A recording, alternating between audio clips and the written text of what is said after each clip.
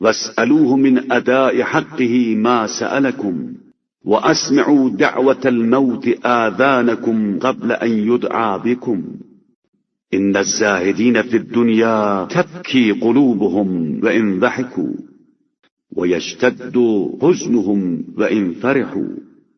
اور اسی سے اس کے حق کے ادا کرنے کی توفیق کا مطالبہ کرو. اپنے کانوں کو موت کی آواز سنا دو قبل اس کے کہ تمہیں بلا لیا جائے. دنیا میں زاہدوں کی شان یہی ہوتی ہے کہ وہ خوش بھی ہوتے ہیں تو ان کا دل روتا رہتا ہے، اور وہ ہنستے بھی ہیں تو ان کا رنج و اندوہ شدید ہوتا ہے. وَيَكْثُرُ مَقْتُهُمْ أَنفُسَهُمْ فَإِنِ اغْتُبْتُوا بِمَا رُزِقُوا قَدْ غَابَ عَنْ قُلُوبِكُمْ ذِكْرُ الْآجَالِ وَحَضَرَتْكُمْ كَوَاذِبُ الْآمَالِ. وہ خود اپنے نفس سے بیزار رہتے ہیں، چاہے لوگ ان کے رزق سے غبطہ ہی کیوں نہ کریں. افسوس، تمہارے دلوں سے موت کی یاد نکل گئی ہے اور جھوٹی امیدوں نے ان پر قبضہ کر لیا ہے.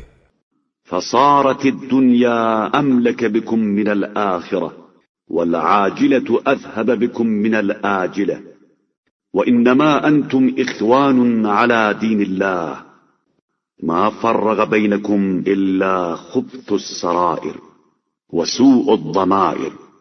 اب دنیا کا اختیار تمہارے اوپر آخرت سے زیادہ ہے اور وہ عاقبت سے زیادہ تمہیں کھینچ رہی ہے.